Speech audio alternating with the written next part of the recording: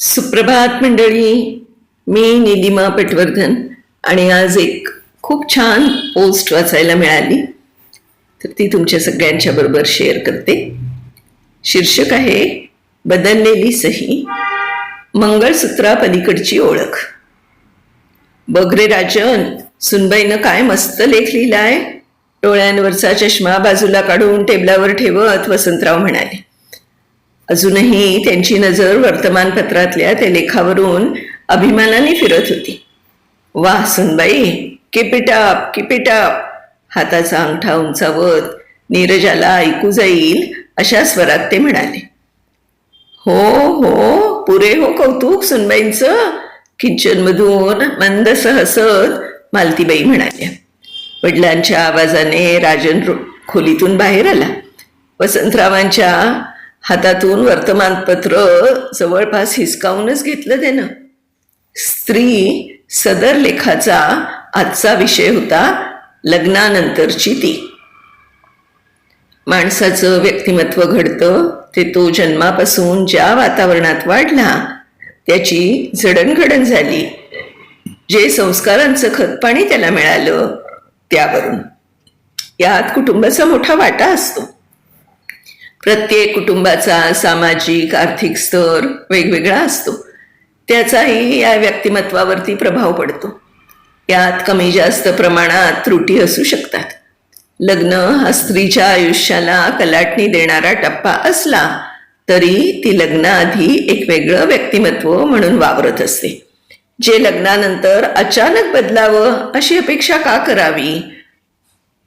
लग्नानंतर ती एक स्वतंत्र व्यक्तिमत्व आहे असा विचार करून तिला कुटुंबात सामावून घेता आलं पाहिजे. लग्न हे एक रेशमी बंधन असायला हवं. त्या बंधनाचं ओझं होऊन तिची एक व्यक्ती म्हणून प्रगती खुंटा कामा नये. वाव, ग्रेट यार. नकळत मोठ्यानं त्याच्या तोंडून शब्द उमटले. लेख तर मस्त होतास, पण त्या खालची सही पाहून तो थबकला. उत्साह ओसंडला. किचनमध्ये उभ्या असलेल्या आईकडे त्याने एक कटाक्ष टाकला आणि नजर दुसरीकडे वळवली. राजनने अजूनही नीरजाकडे हा विषय काढलेला दिसत नाही हे मालतीबाईंनी त्याच्या नजरेवरूनच हेरलं. कॉलेजला जायला निघालेली नीरजा खोलीतून बाहेर आली. थँक्यू बाबा. राजन, चल बाय बाबा. वसंतरावांना टाटा करून ते दोघे निघाले. नीरजा म्हणजे वसंतराव, मालती आणि राजन यांच्या त्रिकोणी कुटुंबात नव्यानं आलेली सदस्य. हुशार, जिद्दी अशा नीरजाने लग्नाआधीपासूनच सर्वांना आपलंसं करून घेतलं होतं. वडील रिक्षाचालक, आई गृहिणी अशा सामान्य कुटुंबातली ही मुलगी. गरिबीतही जिद्दीनं शिक्षण पूर्ण केलं. कॉलेजात प्राध्यापिकेची नोकरी पटकावली. लिहिण्या वाचण्याची, शिक्षणाची प्रचंड आवड. शिक्षण घेत असताना काही मासिकांकरता लिहायला सुरुवात केली. खर्चाला 4 पैसेही हातात यायचे.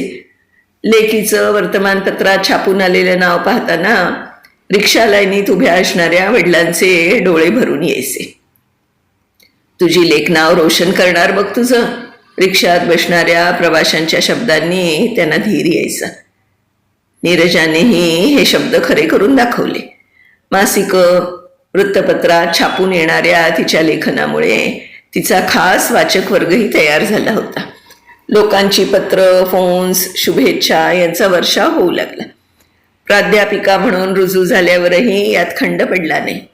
या तिच्या गुणांनीच राजन प्रभावित झाला आणि नीरजाच्या रूपाने आलेल्या पहिल्या स्थळालाच आयुष्याची जोडीदारीण म्हणून त्यानं होकार दिला.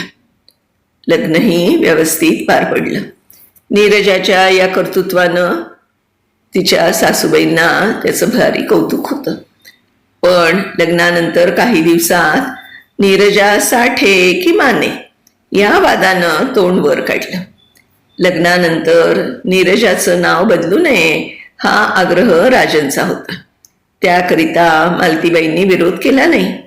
लग्नानंतर एका वर्तमानपत्राच्या संपादकांनी स्त्री नावाचं सदर लिहिण्याबद्दल विचारणा केली. त्याप्रमाणे कामही सुरू झालं. स्त्रियांशी निगडीत छोट्या छोट्या समस्या, दैनंदिन जगण्यातले तिचे प्रश्न यासंबंधी दर आठवड्याला लेख प्रकाशित होऊ लागले. अल्पावधीत सदर लोकप्रिय बनलं. सगळं सुरळीत चाललं होतं आणि नीरजा माहेरच्या नावानेच वावरते, लिहिते असं कोणीतरी मालतीबाईंच्या डोक्यात भरवलं, ज्याचा त्यांनाही अनुभव आला. नीरजाला येणाऱ्या पत्रांवरती ही नीरजा साठे मॅडम असा उल्लेख असायचा. फोनवरती ही संपादक मंडळी साठे मॅडम आहेत का असं विचारायचे. नीरजाची लग्नाआधी एक स्वतंत्र ओळख होती, जी आता एका फटक्यात पुसणं शक्य नव्हतं. हे जसं लक्षात आलं तसा मालतीबाईंचा उत्साह ओसरला. नीरजा साठे नावाची एक स्वतंत्र व्यक्ती माने यांच्या घरात राहतेय असंच जणू तिला वाटू लागलं. बरं, या व्यतिरिक्त तक्रारीचा सूर आळवायला तिच्या बाबतीत काहीच कारण नव्हतं. तरीही मालतीनं तिचं हे म्हणणं राजनच्या कानावरती घातलं. नीरजाच्या कर्तृत्वाचा अभिमान असणाऱ्यात राजनचा अहंकार थोडासा तरी दुखावला गेलाच. सासूबाईंची नाराजी त्यांनी न बोलताही नीरजाच्या हळूहळू लक्षात येत होती. म्हणूनच सकाळी फार न बोलता वसंतरावांना बाय म्हणत ती राजनच्या सोबत घराबाहेर पडली. राजांनी मात्र याबद्दल काहीच विषय काढला नाही, म्हणून नेमकं काय बोलावं या विचारात तीही गप्प राहिली. दुपारी जेवण उरकून ती एकटीच रूममध्ये बसली होती. तिच्या कोणत्याही प्रगतीमुळे राजांनी स्वतःला कमी लेखायला तिला नको होतं. त्यामुळे त्यांच्यातला बोला वाढून दरी निर्माण झाली असती तर ती आयुष्यभर वाढत जाईल असं तिला वाटलं. तिनं कागद पेन हातात घेतलं आणि मनात जे जे येईल ते कागदावर उमटू लागलं. प्रिय राजन, तुझ्यासोबत मी या विषयावरती बोलणारच होते, पण कुठून सुरुवात करावी, काय बोलावं हे समजत नव्हतं.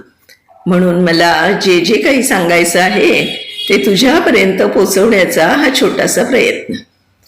हे पत्र मी एक प्राध्यापिका, लेखिका किंवा तुझी बायको म्हणून नव्हे तर एक स्त्री म्हणून लिहिते आहे.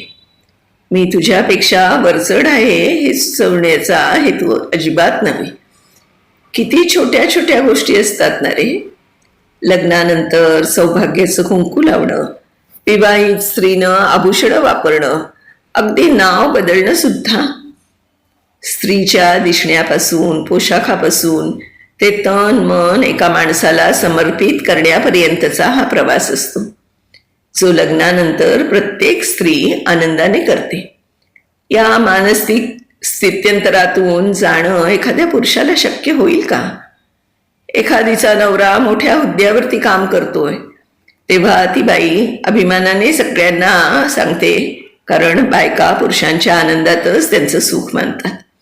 पण तेच एखादी बाई यशस्वी होऊ पाहते तेव्हा तिचा जोडीदार तिच्यासोबत नसेल तर आपल्या नात्याची नुकतीच सुरुवात झाली. या गोष्टींमुळे आपल्या दुराव्याची भिंत तयार होईल की काय असं वाटत राहतं मला. म्हणून एक प्रश्न विचारते, माझ्या आनंदात आयुष्यभर पार्टनर व्हायला आवडेल ना रे तुला? तुझीच नीरजा. संध्याकाळी राजन घरी आल्यावर नीरजा बाहेर गेल्याचं त्याला समजलं. खोलीत टेबलवरती कागद अस्ताव्यस्त पसरलेले होते. त्यानं टेबल आवरायला घेतलं आणि ते पत्र हातात पडलं. ते वाचून तो थोडा विचारमग्न झाला. मोबाईलच्या रिंगने त्याची तंद्री भंग पावली. नीरजाचा मोबाईल बेडवरतीच वाजत होता. हॅलो मॅडम, नमस्कार, मी माहेरचा संपादक बोलतोय. हॅलो सर, सॉरी, नीरजा बाहेर गेली आहे, जवळच्या पार्कमध्ये गेली असेल कदाचित. ओके, दिवाळी अंकासाठी कथा पाठवणार होत्या त्या आज. मी ऑफिसमधून कुणाला तरी पाठवतो तुमच्या घरी. बरं बरं, निरोप देतो तिला. Okay, bye. त्या पत्राच्या शेजारीच रायटिंग पॅडला काही कागद फडफडताना त्याला दिसले. कथेचं नाव होतं मंगळसूत्रा पलीकडली ओळख. संपूर्ण कथेवरून त्यानं नजर फिरवली. शेवटच्या परिच्छेदाखाली ती नेहमीची सही मात्र नव्हती. त्यानं पटकन पेन उचलला आणि खाली नाव लिहिलं, लेखिका नीरजा साठे. अभिमानानं त्यानं त्या कागदांवरून पुन्हा एक वार हात फिरवला. आता त्याला तिच्या मंगळसूत्रापलीकडची ओळख आयुष्यभर जपायची होती. मंडळी, ही पोस्ट वाचली आणि मला खूप आवडली. पण खरंच लग्नानंतर स्त्रीचं आयुष्य बदलतं हे खरंय, तिचं नावही बदललं जातं हेही खरंय, ती आनंदानं ते सगळ्यांच्या बरोबर मिरवते हेही खरंय. परंतु तिची लग्नाच्या आधीची एक वेगळी ओळख असते, तिचं एक स्वतंत्र व्यक्तिमत्व असतं, हेही लक्षात घेणारे पुरुष आणि घर, कुटुंब तिला मिळणं यासाठी खरंच खूप भाग्य लागतं. पटतंय ना? नमस्कार. पुन्हा अशाच एखाद्या छानशा गोष्टीसह भेटूया.